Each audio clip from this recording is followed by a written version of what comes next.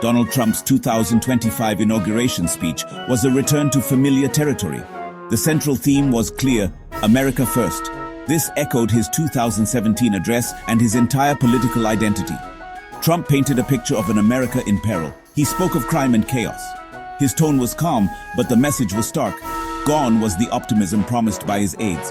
This was a call to action, a rallying cry for a nation facing an existential threat. The America First message resonated with his base. They cheered his words. They believed in his vision. However, critics were quick to point out the flaws. They called it isolationist and divisive. They argued that it alienated allies and emboldened adversaries. The speech, like the man himself, was deeply polarizing. The repetition of America First was no accident. It was a deliberate strategy to tap into a deep well of nationalist sentiment. Trump understood the power of this message. He knew it could unite his supporters and silence his critics, and he was willing to exploit it to achieve his goals. This was just the beginning. Trump had much more to say.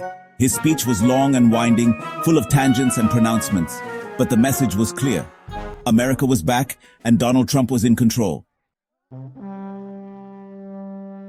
The specter of retribution loomed large over Trump's inauguration speech. Throughout his political career, Trump had accused his opponents of weaponizing the government against him. He vowed to use the Justice Department to investigate his rivals. This raised serious concerns about the politicization of law enforcement. Adding to the unease was Trump's history of using presidential pardons for personal gain. He had pardoned allies and supporters facing criminal charges. This fueled speculation that he might use his power to shield himself and his inner circle from prosecution. The fear of a vengeful Trump was palpable. Some former Biden administration officials had even sought preemptive pardons. They feared being targeted by a politically motivated Justice Department. This created an atmosphere of anxiety and uncertainty in Washington. Trump's words did little to assuage these fears. He hinted at investigations and prosecutions. He spoke of holding his enemies accountable. Whether these were empty threats or a prelude to a purge remained to be seen. Immigration was a central theme of Trump's 2025 campaign, and his inauguration speech was no different. He repeated his unsubstantiated claims about illegal immigration from prisons and mental institutions. He promised to secure the border and restore law and order. His words were met with cheers from his supporters. Trump hinted at a number of potential policies, including reinstating the Remain in Mexico policy and invoking an obscure law regarding predatory incursions against drug cartels. However, he provided few specifics. This left many wondering about the feasibility and legality of his plans. Critics were quick to denounce Trump's rhetoric as fear-mongering and xenophobic. They argued that his policies would harm asylum seekers and violate international law. They also pointed out the economic costs of increased border security. The debate over immigration was as heated as ever. Trump's speech did little to bridge the divide. Instead, it reinforced his hardline stance and set the stage for a contentious battle over one of the nation's most pressing issues. Section 4. The Education Enigma. Silence speaks volumes. Despite making education a key part of his campaign, Trump's inauguration speech was noticeably silent on the topic. This was surprising, given his previous pronouncements on dismantling the Department of Education, banning critical race theory, and restricting transgender recognition in schools. This silence left many wondering about his true intentions. Had he abandoned his controversial education agenda, or was he simply biding his time? The lack of clarity fueled speculation and uncertainty among educators, parents, and students alike. Some speculated that Trump's silence was a strategic move. By avoiding divisive social issues, he could potentially broaden his appeal and avoid alienating moderate voters. Others argued that it reflected a lack of concrete plans and a preference for symbolic gestures over substantive policy changes. Whatever the reason, Trump's omission of education from his inaugural address left a significant question mark hanging over his second term. Only time would tell how he intended to address this critical issue. Section 5. An appeal to the heavens, divine intervention and presidential power.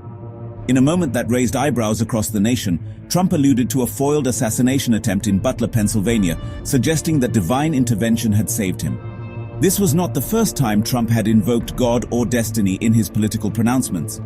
This blending of religion and politics was a hallmark of Trump's rhetoric. It resonated with his evangelical base. who saw him as a divinely appointed leader.